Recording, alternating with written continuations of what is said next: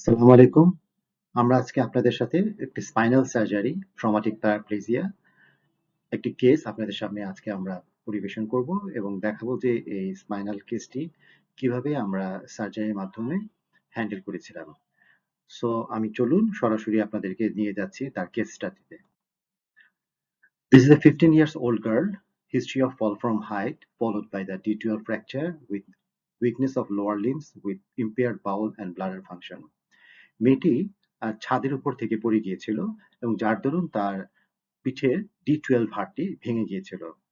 সাধারণত আমাদের D12 হাড় ভেঙে গেলে যেহেতু আমাদের স্পাইনাল কর্ডটা L1 এর নিচে গিয়ে শেষ হয়ে যায় এবং L1 L2 এর উপরে গিয়ে শেষ হয়, সেক্ষেত্রে D12 টা যদি ফ্র্যাকচার হয় এবং যদি কোনো কারণে কার্ভেচারটা অতিরিক্ত তৈরি হয়, সম্ভাবনা থাকে সেই ক্ষেত্রে তার প্রস্রাব পায়খানা এবং পায়ের শক্তি নষ্ট হয়ে যাওয়া। মেয়েটির পায়ের শক্তি অল্প কিছুটা নষ্ট হয়ে গেছিল, যেটাকে আমরা ইনকমপ্লিট বলি বা ইনকমপ্লিট ডি, অর্থাৎ 4/5 ছিল।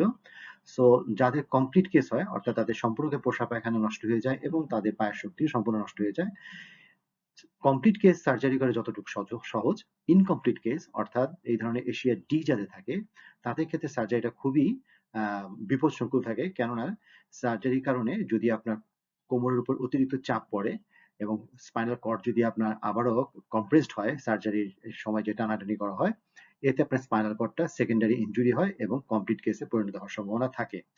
সেক্ষেত্রে আপনার ইনকমপ্লিট কেসগুলো অত্যন্ত সতর্কতার সহিত করতে হবে এবং যাতে এই স্পাইনাল কর্ডের উপরে ফার্দার কোনো প্রেশার না পড়ে, বরঞ্চ স্পাইনাল কর্ডটা যেন যেটুকু প্রেশার ছিল সেই প্রেশার থেকে যেন সে মুক্ত হয়। চলুন আমরা ভিডিওটাকে আমরা দেখি যে আমরা অপারেশনের পূর্বে তার মাসেল যখন আমরা সরিয়ে নিই তখন কি অবস্থা হয়েছিল এবং আমাদের কি প্ল্যান ছিল।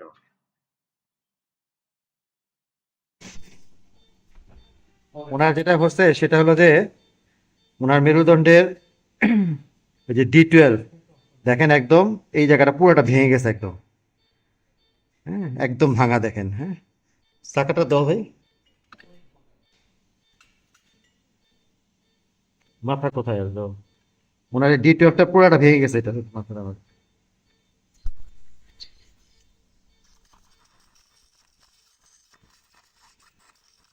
এই যে এই জায়গাটা দেখেন একদম পুরো ভাঙা, এটা একদম ভাঙা এটা। হ্যাঁ, D12টা পুরো ভেঙে গেছে, কিন্তু ওনার একটা ভালো জিনিস যে ওনার এতখানি ভেঙে যাওয়ার পরেও উনি প্যারালাইজ না, উনি হাঁটতে পারেন। এগুলো একদম সব ভাঙা দেখেন, এগুলো সব ভাঙা উঠতেছে, এই সব ভাঙা দেখেন উঠতেছে একদম। এটা একটা ভালো একটা জিনিস, নতুন অনেক বড় একটা আঘাত পাওয়ার পরেও উনি আলহামদুলিল্লাহ ইনকমপ্লিট কেস। আমরা যেটা করব ওনাকে 10, 11, 12 তো ভাঙা আছে, এখানে দিতে পারবো না আমরা। তারপরে আমরা L1 L2 এই চারটাতে আমরা স্ক্রু লাগিয়ে দিয়ে আসবো। আশা করি যে ইনশাল্লাহ ওনার জন্য ভালো হবে। আল্লাহ হাফেজ।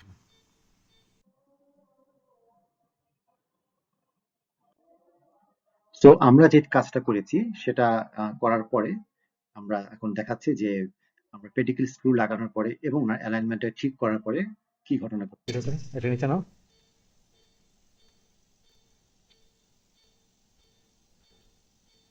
হ্যাঁ, ওনার যেটা ঘটছে সেটা হলো যে ওনার তো এরকম D12টা ভেঙে গেছিল, যে D12টা ভেঙে গেছিল এটা। আমরা এখন ওনাকে রড লাগিয়ে দিয়ে আসছি।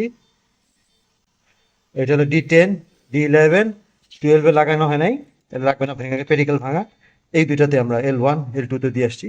এখন দেখেন এটা মোটামুটি পুরো মজবুত হয়ে গেছে, এটা আর নড়াচড়া করে না আগের মতো করে। আশা করি যে ইনশাল্লাহ ওনার জন্য ভালোই হবে। ঠিক আছে। সো ওনাকে যখন আমরা সার্জারি করে শেষ করি এবং আমরা সঠিক জায়গা মতো যখন আমরা পেডিকেল স্ক্রুগুলো দিয়ে আসি এবং পেডিকেল রডগুলো যখন স্থাপনের মাধ্যমে আমরা প্রপার ডিস্ট্রাক্টেড করি, তখন ওনার অ্যালাইনমেন্টটা পূর্বের মতো হয়ে যায় এবং যেখানে একটুখানি আপনার ক্ষতিগ্রস্ত ছিল ওই জায়গাটা স্টেবল হয়ে যায়। এটাকে আমরা স্টেবিলাইজেশন বলি, অথবা অনেকে স্পাইনাল ফিক্সেশন বলে। তো এর পরের পরটি যে ঘটনাটা ঘটে, এক্স রের মাধ্যমে সেটাকে আমরা আপনাকে দেখিয়ে দিচ্ছি। এই এটি ছিল আপনার বাম দিকে যেটা ছবি দেখছেন, বাম দিকে যে ছবিটা দেখছেন সেটা হলো আমাদের এক্স রে অপারেশনের পূর্বে। এখানে দেখেন অ্যালাইনমেন্টটা যেরকম থাকার কথা ছিল সেরকম নেই, বরঞ্চ এটা বেঁকে এইভাবে চলে আসছিল। এবং যদি আপনারা এখানে ভালো মতো দেখেন, এই যে D12 যেটা আছে, এই D12টা সম্পূর্ণরূপে ভেঙে গিয়েছিল। ফলে এখানে যেটা কার্ভেচার তৈরি হয়েছিল, এই কার্ভেচারটার কারণে স্পাইনাল কর্ডের উপর চাপ ছিল, তার প্রস্রাব এখানে কিছুটা ক্ষতিগ্রস্ত হয়েছিল, পায়ের শক্তিও কিছুটা ক্ষতিগ্রস্ত হয়েছিল। আফটার সার্জারি আপনারা ভালো মতো খেয়াল করে দেখতে পারেন এই জায়গাটা, এটা হলো এপি ভিউ।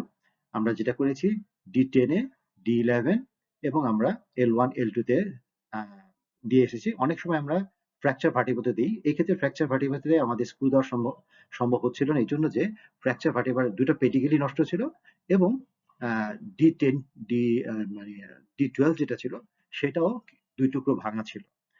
তো আমরা যখন সার্জারি শেষ করি, ল্যাটারাল ভিউতে দেখেন তার অ্যালাইনমেন্টটা সম্পূর্ণরূপে পূর্বের মতো অবস্থা হয়ে যায়। একদম দেখেন অ্যালাইনমেন্টটা কোনো রকম বাঁকা তারা নাই।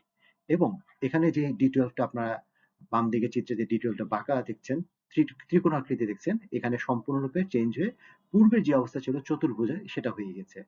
অর্থাৎ এখানে প্রত্যেকটা ভার্টিব্রা সমান হাইট চলে আসছে এবং এই যে এই জায়গাটা দেখছেন ছিদ্র, এটাকে বলে ইন্টারমেডিয়েট ফোরামেন, যেখান দিয়ে আমাদের রুটগুলো বের হয়ে আসে। এই রুটগুলো প্রত্যেকটা তার পূর্বের অবস্থা ফিরে পেয়েছে।